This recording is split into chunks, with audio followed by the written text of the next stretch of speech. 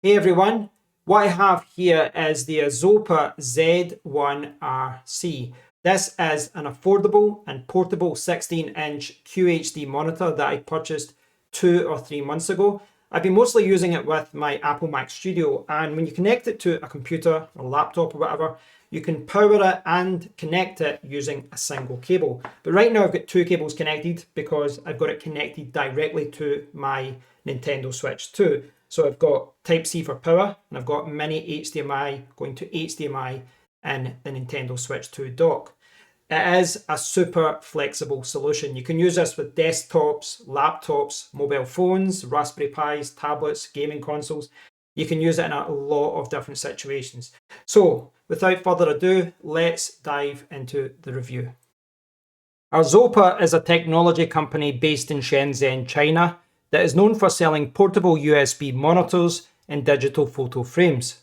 The Arzopa Z1RC is a lightweight 8-bit plus FRC IPS monitor with a 16:10 aspect ratio.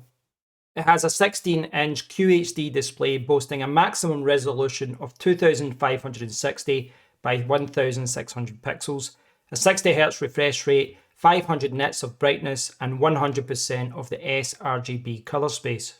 Please be aware that whilst Arzopa currently market this monitor as having 100% of the sRGB color space, their older marketing material incorrectly claimed that had 120% or 123% of the sRGB color space.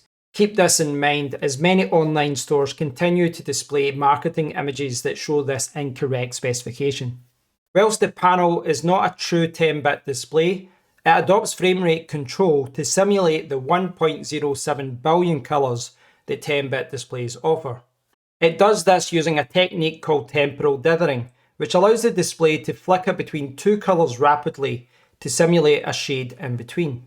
The monitor is available through the official Arzopa website, Amazon and AliExpress. I opted to buy the monitor from AliExpress as the price was cheaper at that time and it was shipped directly from the UK. Arzopa state the official price is $199.99, but that is not the price you will pay. At the time of recording, the price seems to fluctuate between $100 and $140. Here in the UK, it's currently available on Amazon for £139.99, but every few weeks it seems to drop to around £105 or £110. When you open up the box, you will see the monitor on top with all accessories underneath. The accessories area includes a 24-month warranty card and a user guide that details the monitor's controls and how you can connect the monitor to a variety of devices. 3 cables are also included in the package and each is around 1 meter in length. There's a Type-C to Type-C cable, a Type-C to Type-A cable and a mini HDMI to HDMI cable. The monitor itself looks great. When you remove it from the plastic sleeve, you'll see stickers highlighting its features and its A energy rating. At the back of the monitor, you'll see the integrated stand that allows you to stand the monitor in landscape or portrait mode. It is a light and thin monitor, with the display being held in place by a hard black plastic shell. The company states that the monitor is only 9.3mm thick and 810 grams in weight. But I weighed the monitor in at 821 grams or 11.3 ounces. But I suspect that discrepancy arose as my cheap scales cannot weigh it accurately due to its size. I think the overall package is good, but there's 2 things that stand out for me. Firstly, an integrated stand is obviously desirable for a portable monitor like this, but I would also have loved to have seen Visa mount support at the back, so that I have more flexibility in where I position the monitor.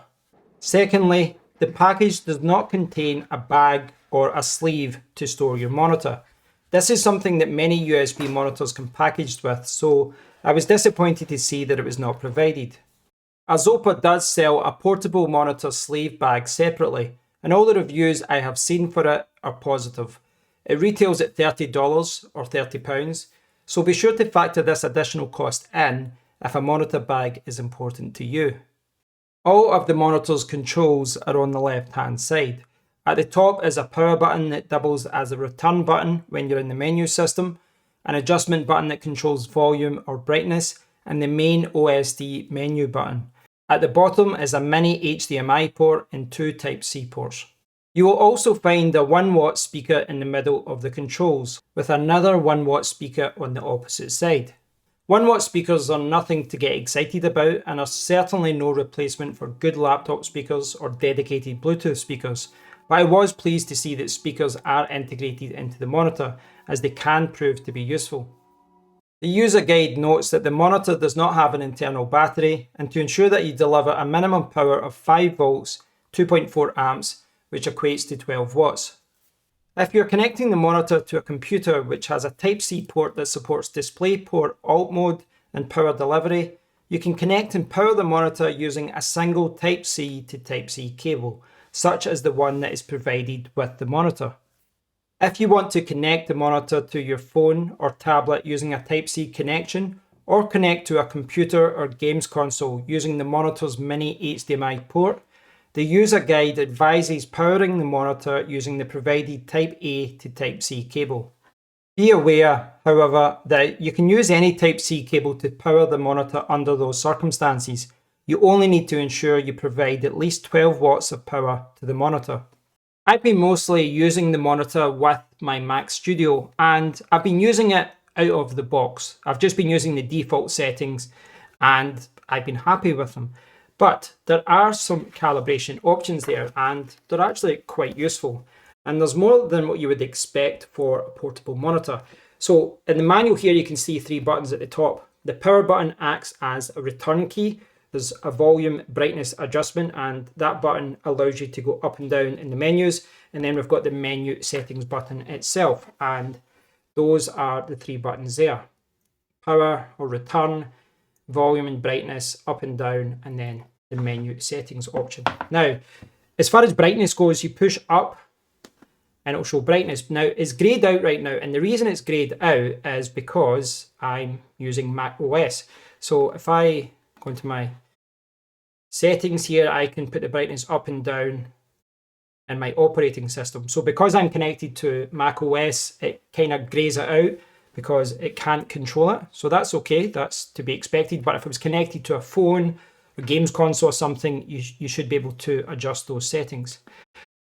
Color settings you can change. So if I go through, you can see it's a sRGB, but I can adjust those. Warm, and then I can change all the settings if I want as well. Cool, then we've got user, and then back to sRGB. Again, these are not things I've messed about too much here. I've controlled them on Mac OS. Now, if I go back, go down to OSD settings, there's options there for language, position, transparency, etc. Here we've got the aspect ratio, and if I go through here, you'll see that I've got it set at wide, but I can change it to 4:3. I'll change that back.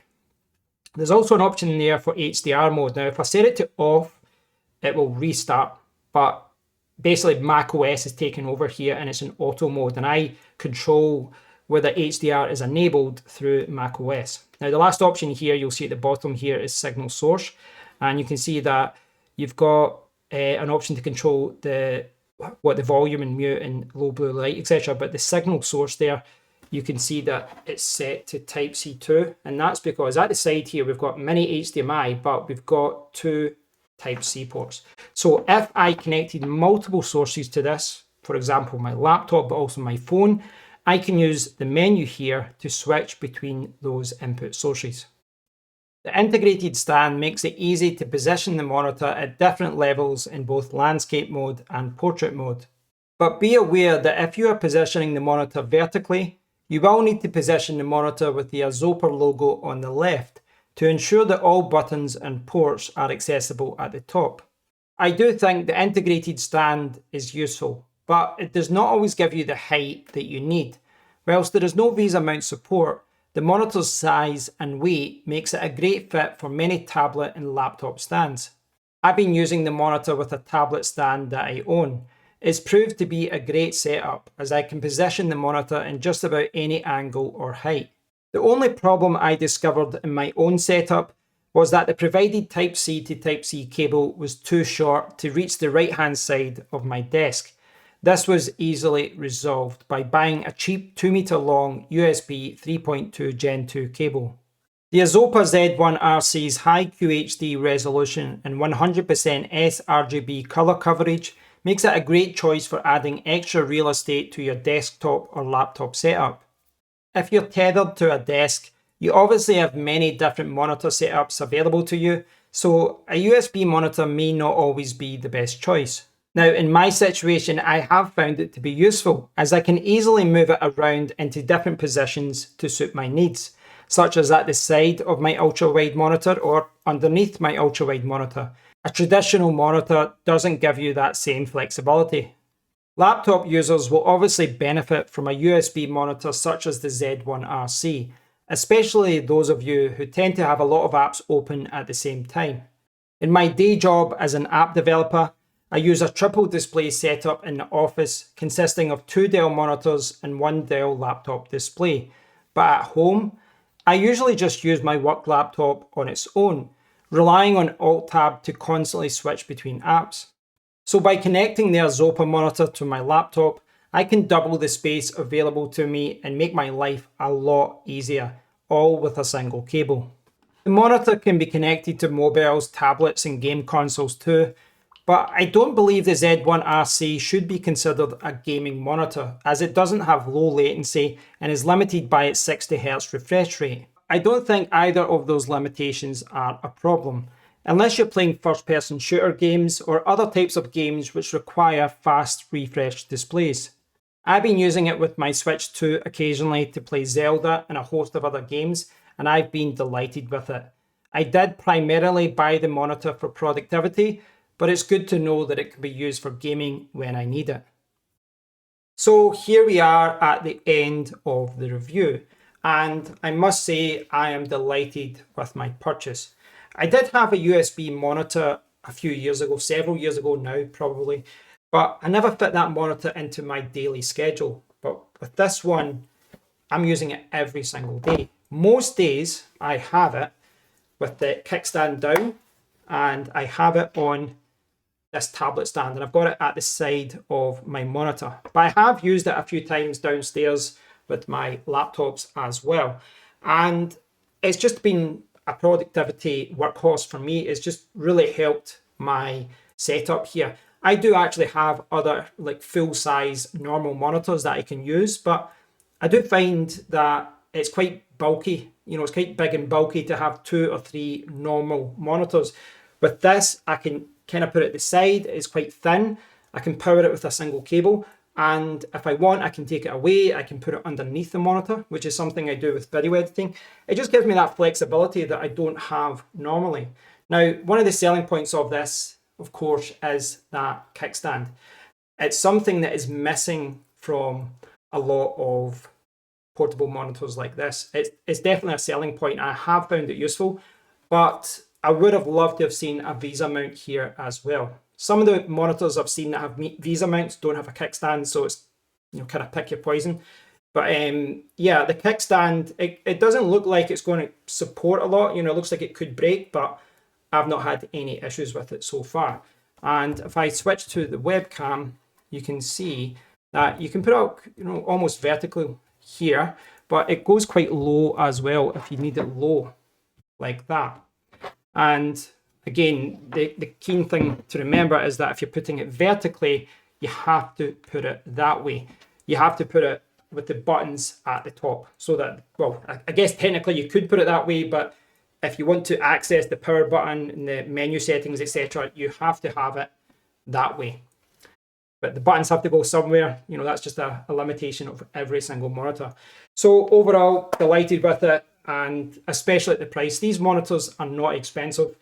They're not perfect. I mean, you kind of get bamboozled when you're looking at these portable monitors. There's so many options out there, different resolutions, different frame rates, different refresh rates, different latencies. So you have to find what works for you. In this situation, in this circumstance, I was prioritizing productivity. So the 60 Hertz refresh rate wasn't an issue for me. I wanted the QHD resolution. So there's a lot of good gaming monitors at the same price that have 120 Hertz refresh rate, but they're only 1080p. I wanted QHD, and I'm happy with the purchase.